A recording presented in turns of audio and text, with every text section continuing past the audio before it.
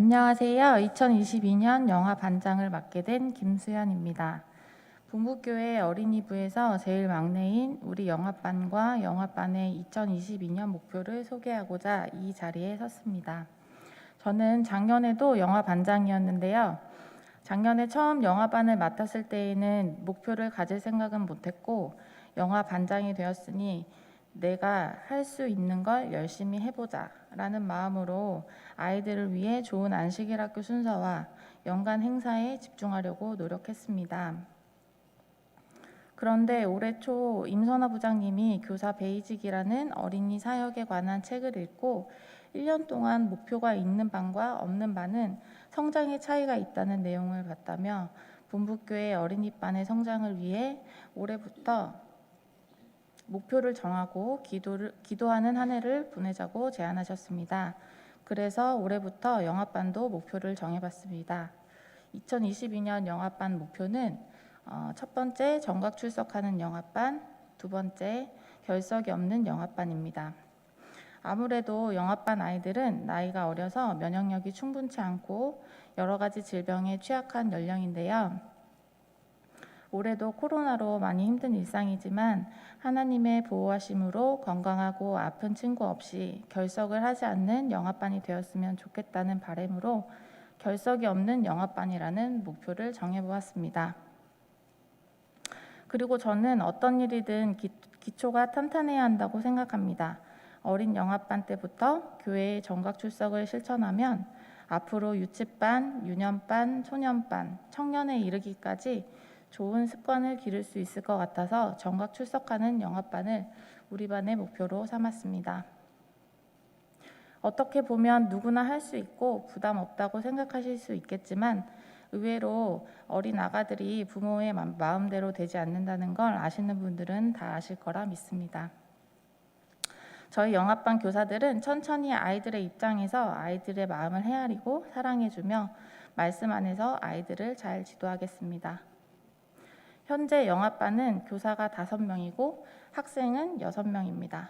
저희 둘째 딸이 올해 5살인데요. 내년에 5살 아이들이 유치반으로 올라가면 영화반에 남는 아가들이 몇 명이 되지 않아 영화반이 없어지면 어쩌나 제가 사실은 걱정을 많이 했습니다. 제가 이런 걱정을 할 때 어린이 부장님을 포함한 모든 반장님들께서 걱정만 하지 말고 기도를 하라고 저에게 조언해 주었습니다. 그 얘기를 듣고 보니 걱정한다고 해결되는 게 아니라는 것을 잘 알면서도 하나님께 구할 생각을 못한 제가 너무 부끄러웠습니다. 그래서 저는 제가 생각했던 모든 것들을 하나님께 고백하고 회개하며 우리 bun부교회 어린이부를 하나님께서 계획하신 대로 또 가장 좋은 방법으로 인도해 주실 거라고 믿고 기도했습니다. 당연히 하나님께서 제 기도에 응답을 해주셨고요. 다들 아시겠지만 올해 4년 만에 우리 영화반에 진짜 아가아가 신생아가 2명이나 태어날 예정입니다. 이 소식을 들었을 때 저는 제 기도를 들어주시는 하나님을 정말 아주 가까이서 만나는 기분이었습니다. 또 작년 10월 성경학교 때 새하늘 어린이집에 다니는 우리 다민이 다오 남매가 성경학교를 계기로 지금까지 계속 교회에 출석하고 있습니다. 7살 다민이는 유치반에서 그리고 4살 다오는 엄마와 영화반에서 함께 예배드릴 때 제 마음이 얼마나 반갑고 기쁜지 모릅니다. 이렇게 하나님께서 한 명 한 명의 소중한 어린이들로 영화반에 채워주시고 또 제 기도를 이루어 주시는 것을 보며 저의 믿음도 영화반과 함께 성장하는 것 같습니다. 올해도 제가 있는 자리에서 최선을 다하고 우리 영화반 선생님들과 아이들과 함께 목표를 이루며 성장하는 2022년이 되기를 소망합니다. 감사합니다.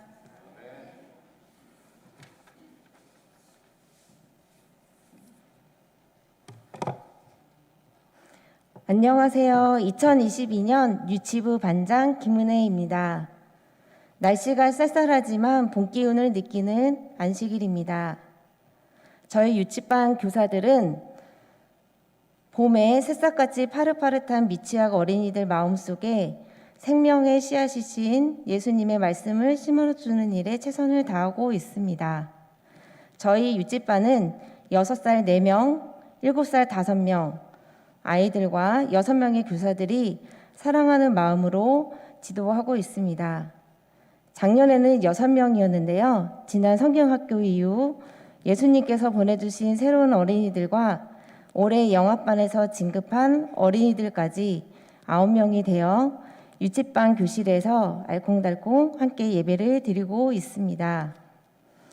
안식일 아침에 유치반에 오면 먼저 기도로 시작한 후 한 주 동안 기뻤던 일, 슬펐던 일을 나누고 헌금 드리기, 성경 이야기와 만들기 활동, 그리고 기억절을 한 명 한 명 외우는 수서를 갖고 있습니다. 특별히 유치반부터는 영합반과 달리 엄마와 처음으로 떨어져서 예배드리기 때문에 예배를 드리기 시작합니다. 집에서 미리 준비해온 시작기도와 헌금기도를 친구들 앞에서 기도드리게 하는 직접 참여형 예배를 가르치고 있습니다. 저희 유치반 올해 3가지 목표를 소개해드리겠습니다. 첫 번째, 바른 자세로 예배드리는 유치반입니다. 6, 7세 어린이들은 한참 호기심이 많고 너무 활기차서 서로 손들고 이야기하고 싶어 합니다. 갑자기 엄마 보고 싶다고 우는 어린이도 있고 자기 먼저 시켜주지 않았다고 심통 부리는 아이들도 있습니다. 그래서 우리 아이들이 좀 더 말씀을 경청하고 예배에 집중할 수 있게 바른 자세로 예배 드리는 어린이로 성장하는 것을 목표로 삼았습니다. 두 번째 목표는 어린이 찬미가를 배우는 유치반입니다. 우리는 찬양을 통해서도 예수님을 자주 만나게 됩니다. 하나님을 찬양하는 것을 어려서부터 즐겁게 배워 자연스럽게 믿음이 자라나고 세상의 유혹이 되는 노래로부터 물들지 않게 하는 것이 저희 유치반 선생님들의 바람입니다. 또한 올바른 찬양은 아름다운 화음이나 음성뿐 아니라 예수님을 향한 마음과 성품으로 하는 것임을 알려주고 싶습니다. 세 번째는 매주 기억절을 전원 암송하는 유치반입니다. 매주 기억절 암송한 친구 있나요? 라고 물어보고 한 명씩 차례대로 기억절을 암송하게 합니다. 아직 스스로 기억절을 외우기 어렵지만 어머님들의 도움으로 매주 기억절을 외우고 있으며 13기억절과 52기억절을 외우고 있습니다. 예수님께서 말씀으로 사탄의 유혹을 물리치신 것처럼 성경 말씀 암송으로 예수님을 닮아가는 유치반 어린이들이 되길 기도합니다. 저희는 이 3가지 유치반 목표를 게시판에 붙여놓고 한 걸음씩 노력하며 신앙적으로 성장을 하고 있습니다. 성도님들께서 저희 어린이들에게 관심과 사랑의 눈길을 주시는 것을 늘 감사하게 생각하고 있습니다. 또한 여러분의 사랑이 이 아이들을 교회의 기둥으로 성장시키고 있습니다. 교회의 희망이요 미래인 어린이들을 위해 헌신하는 유치반 교사들이 아이들에게 마르지 않는 예수님의 사랑을 나누어줄 수 있도록 기도 부탁드립니다. 감사합니다.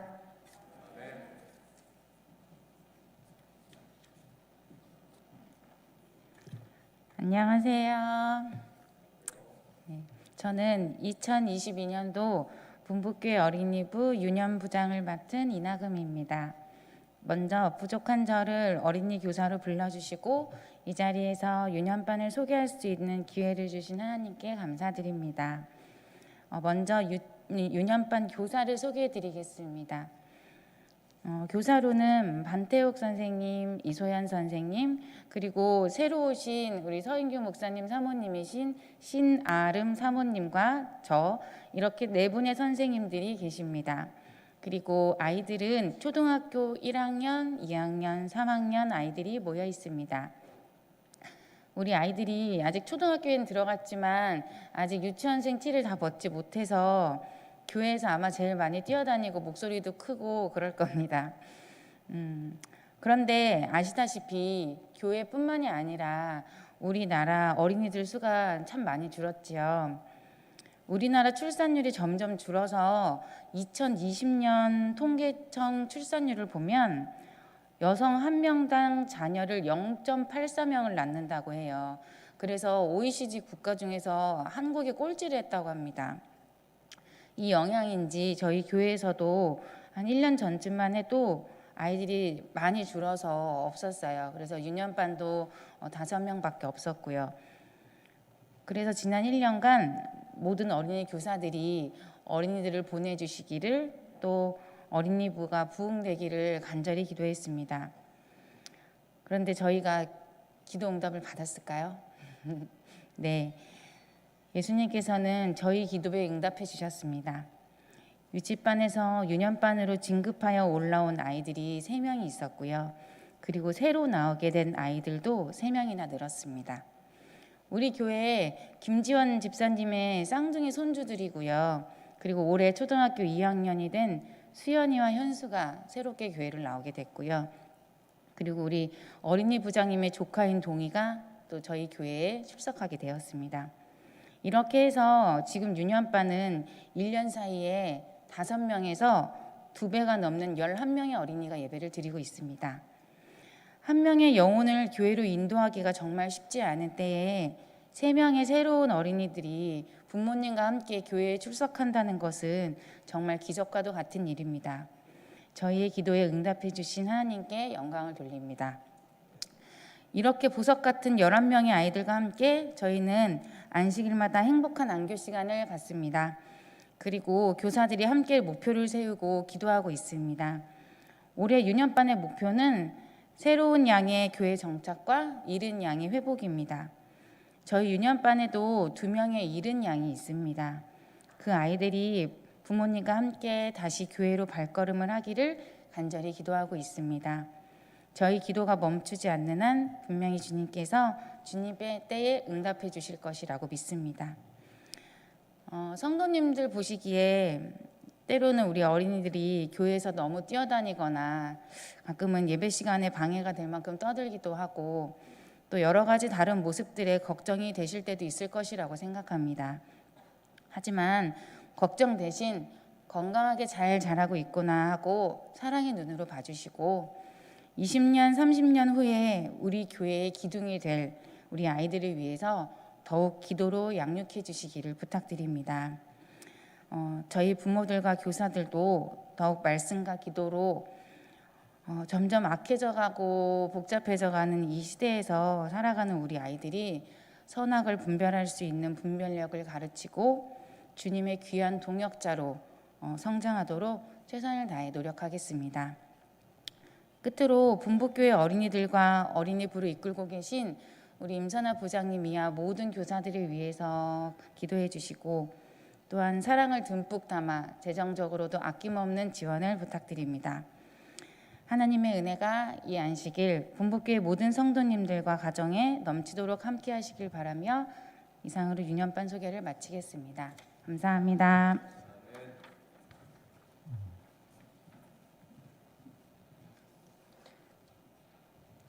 원래는 소년부장인 부혜진 선생님이 소년반 목표를 소개해줘야 되는데 오늘 몸이 불편해서 소년반 교사인 제가 대신하게 되었습니다. 저희 소년반은 5명의 학생을 3명의 교사가 지도하고 있습니다. 이제 5, 6학년이 된 아이들은 유년반과 사뭇 분위기가 달라집니다. 교과 공부 내용도 부쩍 어려워지고요. 사춘기에 접어들어서 유년반 시절처럼 말을 잘 듣지도 않고 기억절도 안 외우려고 합니다. 엄마 따라서 멋모르고 다니던 교회와 신앙에 대해 진지하게 생각하는 시기도 옵니다. 6학년이 되면 침례 공부와 중학교 입시 공부를 시작하게 됩니다.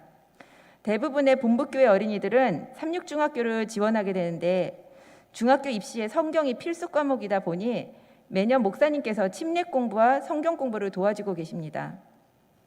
올해는 목사님과 함께하는 침례 공부가 시작되기 전에 소년반 교사들이 교과 공부와 BW 제자훈련 과정을 병행하여 소년반 어린이들에게 깊이 있는 성경 공부를 시키는 것을 목표로 삼았습니다. 현재 BW 1권 5과까지 진행되었고 지금 이 시간도 선생님들과 학생들이 토론식으로 수업하고 있습니다. BW 과정은 초신자에게는 하나님과 성경을 소개하는 과정이지만 기존 신자에게는 전도하는 성경 교사를 길러내는 과정입니다. 우리 소년반 어린이들은 초신자가 아니기 때문에 성경 교사로서 양육받고 있습니다. 사실 우리 어린이 교사들의 최종 목표는 우리가 가르치는 이 어린이들이 어린이반에서 학생반으로, 학생반에서 청년반에 이르면 거기서 다시 어린이 교사로 성장하여 되돌아오는 시스템을 만드는 것입니다. 제가 어렸을 때만 해도 청년 선생님들이 유년반, 소년반, 학생반 교사로 활동하는 것을 어렵지 않게 보았습니다. 그런데 언제부턴가 어린이부 교사들은 어머니들만 할 수 있는 것처럼 인식된 것 같습니다. 요즘 사회적으로 결혼이나 출산이 줄다 보니 교회도 그 영향에서 벗어날 수 없고 어린이만 없는 것이 아니라 어린이 교사도 부족합니다. 우리가 어디 가서 어머니 교사를 찾아오는 것보다 우리가 씨 뿌리고 양육한 어린이들이 청년 시절부터 어린이 교사로 세워지고 우리가 함께 어린이 교사로 사역한다면 우리에게 이토록 큰 보람과 하나님의 은혜가 어디 있겠습니까? 지금 우리 어린이부 교사들은 모두 우리 학생들의 어머니들입니다. 우리 아이들에게 성경 말씀을 가르치는 데 헌신하고 예수님께 순종하는 것을 기뻐하는 어머니의 모습이 아이들에게 아름답게 보인다면, 그리고 성령의 도우심이 있다면 우리의 비전이 자연스럽게 이루어지리라 믿습니다. 저는 누가 뭐래도 어린이부가 본부교회에서 가장 사랑받는 부서라고 믿고 있습니다. 직원회에 들어가면은 어린이부 안건이 나오면 아무리 교회 재정이 넉넉지 않아도 더 보태주고 싶어 하시는 모습에 감동합니다. 작년에 우리 어린이들의 안전을 위해서 옥상 공사 헌금을 호소했을 때 성도님들께서 다른 해보다 3배가 넘는 헌금을 들여주신 것은 제 평생에 잊지 못할 간증이 될 것입니다. 봄이 돼서 옥상 공사가 시작되면 아이들은 성도님들 덕분에 교회 안에서 안전하게 야외 활동을 할 수 있을 것입니다. 설날 아이들이 세배하러 나와서 헤맬 때도 귀여워서 어쩔 줄 모르는 어른들의 따뜻한 시선에도 감사합니다. 작년 말에 성탄절이 안식이라고 겹쳐서 연말 선물을 산타가 나눠주는 산타 잔치를 하고 싶은데 어떻게 진행해야 될지 아무도 말하지 않고 혼자 기도하고 있었습니다. 그런데 12월 초에 박은혜 사모님께서 어떤 집사님이 제게 전해주라고 했다면서 산타 옷을 한 벌 갖다 주셨습니다. 산타의 방문 덕분에 온 어린이부가 마지막 안식일을 얼마나 즐겁게 보냈는지 모릅니다. 저는 천사가 방문해서 산타 옷을 줬다고 생각합니다. 사모님께서 누가 주셨는지 기억을 해내지 못하셔서 제가 감사 인사를 못 드렸습니다. 제게 꼭 어떤 분인지 알려주셨으면 좋겠습니다. 이렇게 어린이부를 통해 어린이 교사들은 저와 같이 예수님을 만나는 경험이 늘어나고 감사가 끊이지 않습니다. 저희를 위해서 물심양면으로 도와주시고 기도해 주셔서 감사합니다. 오늘 하루 주님의 축복이 넘치는 하루가 되시기 바랍니다.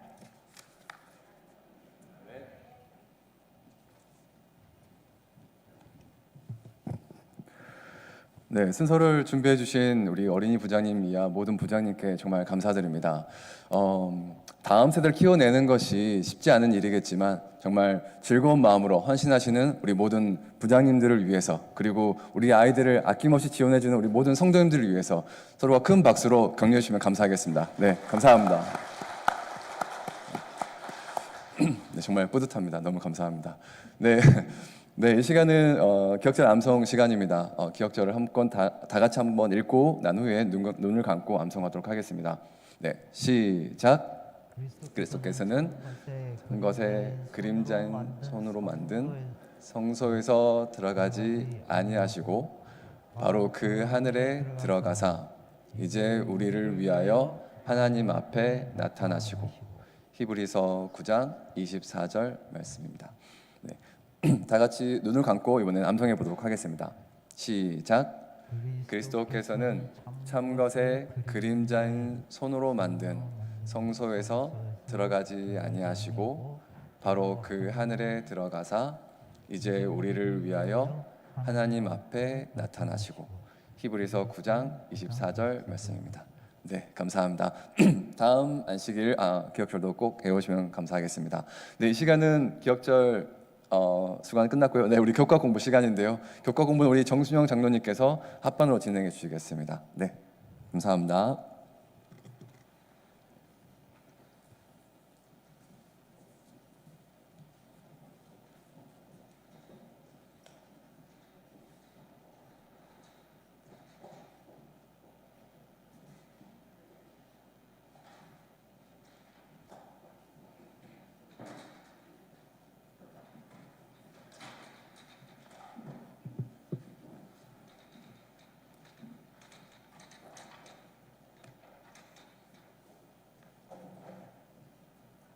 뒤로.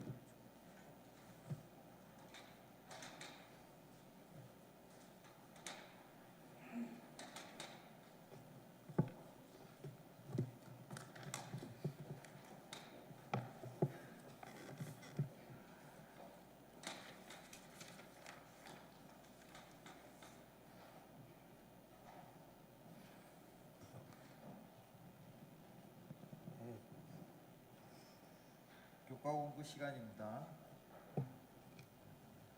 제10과 휘장 가운데로 길을 여심. 오늘 일몰 시간은 6시 29분입니다. 시간이 많이 지나갔으므로 앞에는 다 생략하겠습니다. 우리 다 같이 기도하시고 가족 공부를 시작하도록 하겠습니다. 하늘에 계신 우리 아버지, 주님께서 여기까지 우리를 인도하여 주심을 인하여서 감사드립니다. 주님이시여, 지금은 주님의 말씀을 연구하는 시간입니다. 주께서 이것에 함께 하시고 또 성령님의 인도하심이 우리와 함께 하여 주시옵소서. 예수님의 이름으로 기도드리옵나이다. 지금 몇 과를 배우고 있죠? 10과입니다. 그 다음에 우리가 조금만 줄여주실래요? 우리가 무슨 책을 공부하고 있습니까? 히브리서입니다. 히브리서가 있는데 히브리서는 이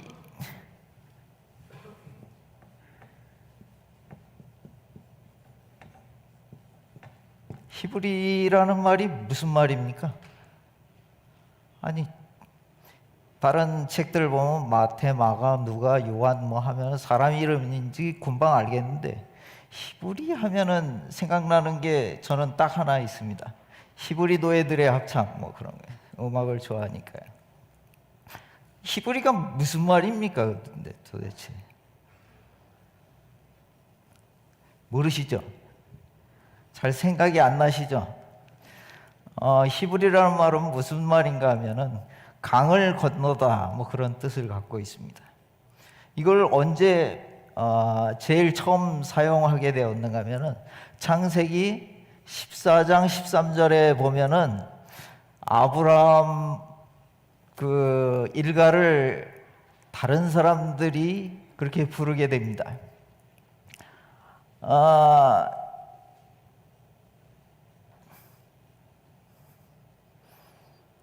여기에 이스라엘이 있잖아요. 그 다음에 여기에 뭐가 있는가 하면 너무 크게 그렸다. 갈릴리 호수가 있고요. 갈릴리 호수에서 쭉 내려오는 강 이름이 뭔지 아세요? 여기가 요단강입니다.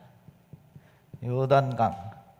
그 다음에 이 요단강이 흘러서 모이는 데가 어디예요? 사해, 염해. 뭐 그렇게 얘기를 하죠. 그래서 여기는 뭐 그렇게 됐는데 여기에 유브라데 강이 있고 여기 티그리스 강이 이렇게 만나서 아덴 그 페르시아만으로 들어가잖아요. 근데 여기쯤에 뭐가 있는가 하면 바벨론이 있습니다. 그 밑에 보면 뭐가 있어요? 여기가 바로 아브라함이 출발했던 우르입니다. 우르. 이 우르에서 시작해서 이 위쪽으로 쭉 올라가서 어디까지 가요? 하란 광야, 하란이라는 곳으로 올라가서 그 다음에 다시 내려옵니다. 그래서 어디로 가요? 아브라함의 최종 목적지가 어디예요? 가나안이에요. 여기 블레셋이 있고 여기 가나안이 있는 요 동네로 간다고요. 근데 여기 가려고 그러면 어디를 건너게 돼요? 내가 이 요단강을 건너는 건지 이 우르에서 이 유프라데 강을 건너는 건지 거기까지는 제가 잘 모르겠는데 하여튼 강을 건너온 사람들이라고 해가지고 뭐라 그래요? 히브리 사람들에게 이렇게 얘기를 하고 있습니다. 근데 지금 연도가 이 히브리서를 쓴 연도가 한 1세기 정도 되잖아요. 1세기. 근데 1세기에는 어떠한 일들이 많이 일어났습니까? 박해가 많이 일어났어요. 예수님을 믿는 사람들에 대한 박해가 엄청나게 심했다고요. 그래서 많은 제자들이 어떻게 돼요? 다 순교하게 되잖아요. 요한을 빼놓고는 거의 다 일찍 죽었습니다. 그죠? 1세기에 그런 핍박을 받으면서 이 히브리인들에게 얘기를 해 주는 것은 무엇을 얘기해 주고 있는가 하면은, 너희들 구약 시대까지 여태까지 잘 이런 징조로서 잘 하나님을 섬겨 왔는데, 이제 너희한테 핍박이 온다고 해가지고 어떻게 하지 말라고 그러는 거예요? 네? 어떻게 하지 말라는 거예요? 히브리서의 총 주제가 뭘까요?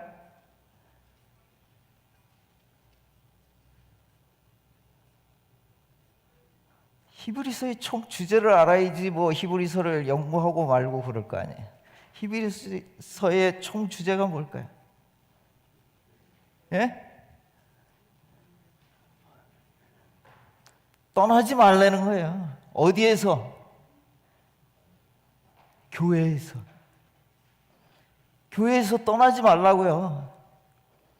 지금 여러분들 주변을 이렇게 보시면은 빈자리가 참 많습니다. 코로나를 핑계를 대는 건지 어떻게 된 건지 모르겠지만은, 하여튼 뭐 이렇게 집에서 그 예배를 드린다고 많이들 그러는데, 제가 가끔가다 이제 예배 시간에 이렇게 찾아봅니다. 무엇을 찾아보는가 하면 유튜브에서 본부교회 쳐가지고 본부교회 교인이 몇 명이나 들어와 있나 한번 찾아봅니다. 맨 처음에 뭐 500 몇십 명이 이렇게 들어오고 막 그러더니 지금은 뭐 50명에서 100명 사이 정도, 그것도 많이 들어와야 그렇게 들어오는 것 같아요. 나머지 사람들은 뭐 하느냐 이게. 우리가 조그만 바람이 불지라도 다 날리는 겨처럼 떠나가 버리면은 안 되겠다 이게. 그래서 히브리서에서도 우리에게 똑같은 얘기를 계속해서 해주고 있는 거예요. 그때 당시나 지금이나 흔들리는 바람이 불어올 때 어떻게 하라고요? 굳건히 자기 자리를 지키라고요. 내 자리는 어디예요? 생명반 저기 팻말 붙여 있는 교사 앉는 자리에 탁 앉아 있는 거예요.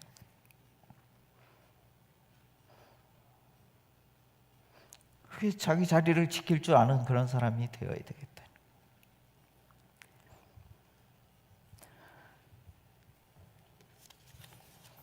그러한 배경을 가지고 우리가 히브리서를 접근한다 그러면은 여러분들 더 많은 은혜가 있을 줄로 생각됩니다. 그래서 우리가 이렇게 여태까지 이렇게 배워온 과정을 보면은 히브리서에서 하나님을 무엇으로, 예수님을 무엇으로 표징하고 있습니까? 무엇으로? 제사장으로, 그 다음에 창조주로, 또 뭐요? 대속물로,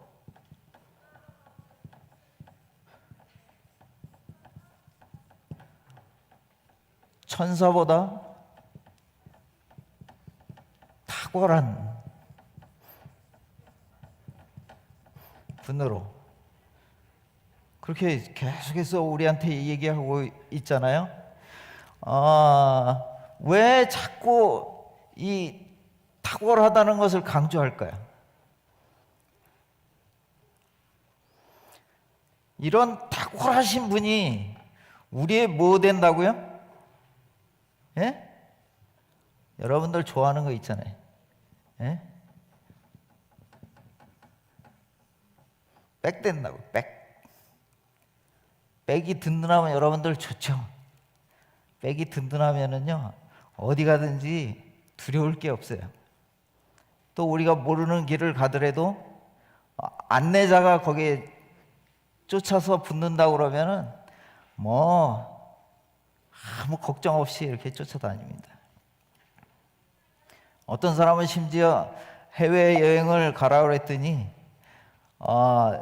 그 안내자가 뭐라 그랬는가 하면 이 깃발만 보고 쫓아오면은 틀림없이 이게 아무 사고 없이 온다 그러니까 갔다 와서 이제 자녀들이 물어봤대요. 뭐 보고 오셨느냐고. 그랬더니 뭘 보고 왔다고요? 깃발만 보고 왔다고. 투어. 그렇습니다. 우리는 그 깃발만 보고 쫓아가면은요, 길을 어떻게 할 수 있어요? 무사히 쫓아갈 수 있는 거예요. 옆에 있는 거 좀 못 보더라도 우리가 깃발만 보고 예수님의 발자취만 바라보고 우리가 간다 그러면은 아무 걱정 없이 쫓아올 수 있는 거예요. 목적지에 도달할 수 있는 거예요. 예, 그렇습니다. 우리가 히브리서를 배우면서 계속해서 저 든든하신 그 표정으로 나타나는 그 분의 모든 것을 가르쳐 주면서 우리가 어떻게 되기를 무사히 목적지에 잘 가기를 바라고 계시는 것입니다. 그래서 앞 제목들을 보면은 그것이 잘 나타나 있습니다. 무엇으로 나타났는가 하면은 삼가에는 약속된 아들로서 예수님께서는 성경에 이미 다 이렇게 예언되어 있는 분이십니다.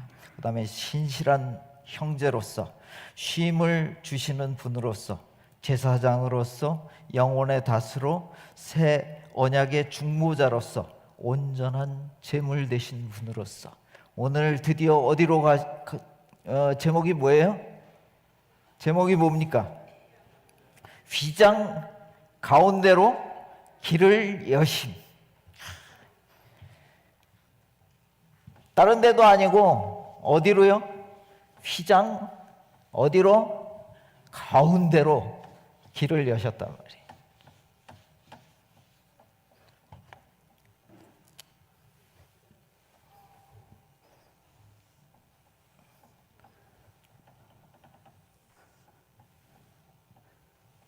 제가 뭘 그리려고 그러는 것 같아요? 예?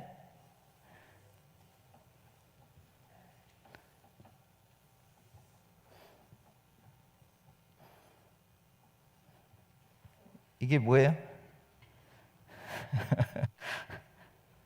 성전입니다. 성전. 오기빗다는 정방형, 정사각형 뭐예요? 번제단. 그 다음에 손을 씻고 가는 물두멍. 그 다음에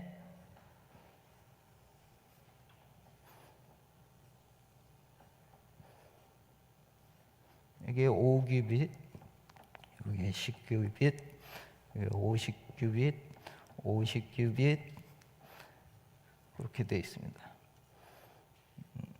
여기에는 떡상, 여기에는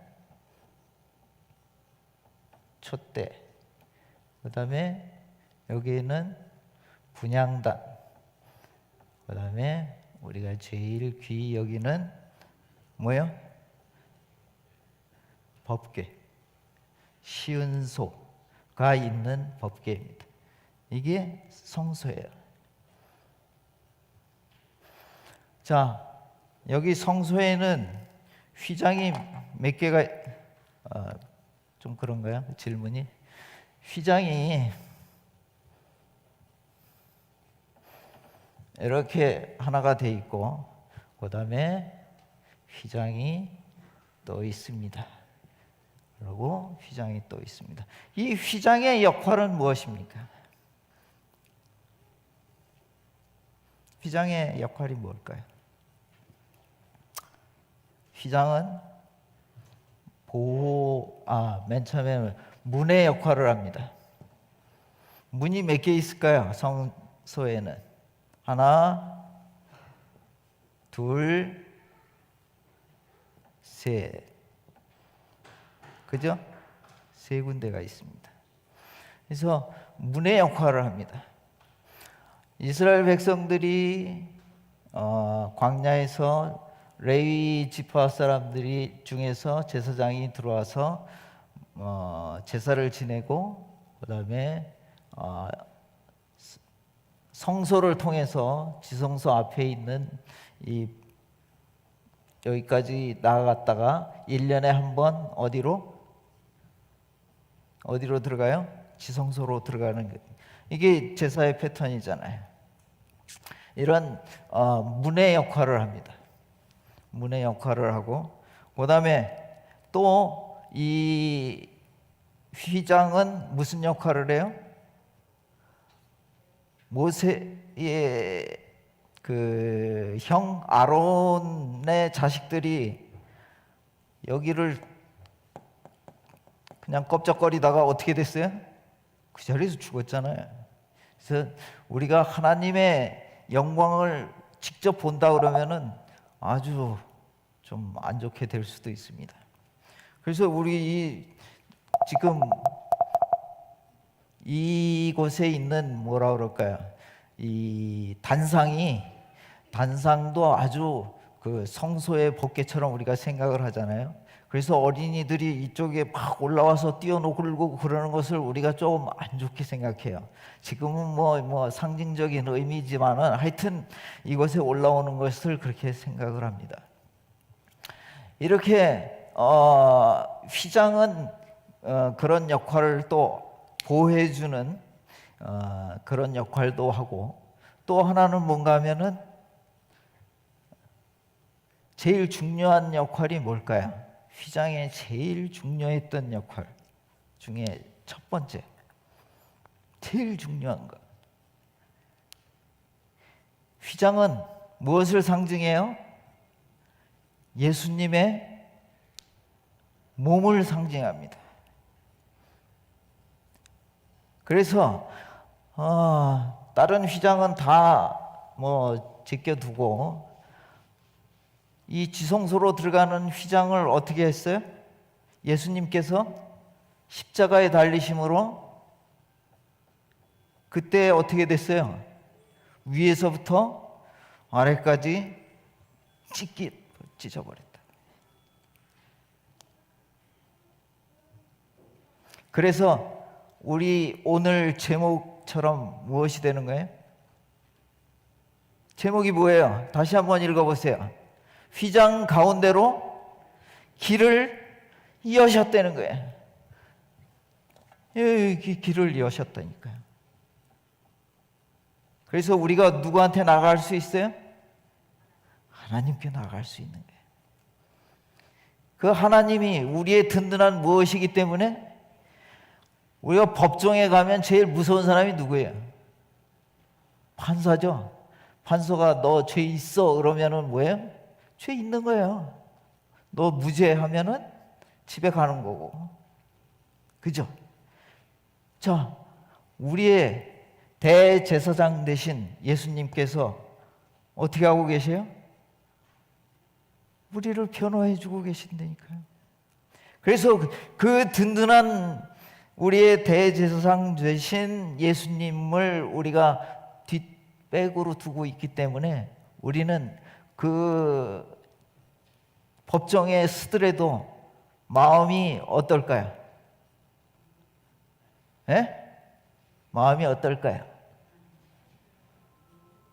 하나님을 신뢰하고 또 든든한 그런 것을 우리가 가질 수 있습니다. 50분이네요. 하고 싶은 얘기가 많은데 뭐 시간이 없으니까 우리 초등학생 다음 주일이면은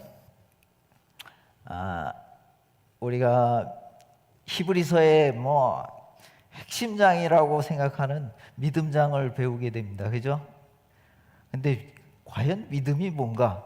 초등학생을 통한 한 글을 한번 여러분들과 한번 생각해 볼 그런 마음이 있어서 한번 띄워줘 보시기 바랍니다. 방송실이요.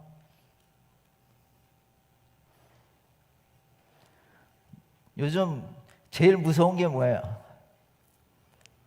코로나죠. 그죠? 코로나입니다. 어린아이들한테도 역시 코로나는 무서운 거예요. 근데 삼육초등학교 2학년짜리의 일기를 한번 여러분들에게 읽어드리겠습니다. 안 뜨나요? 제가 읽겠습니다. 제목 2월 24일 목요일. 제목 코로나. 그리고 코로나 이 그림을 이렇게 그려놨습니다. 잘 안 보이실지 모르겠는데 하여튼 있습니다. 나는 이제 양성이다. 하지만 하나도 두렵지 않다. 왜냐하면 나는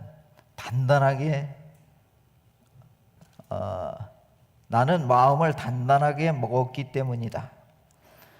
어떻게 하냐면 바로 믿음이다.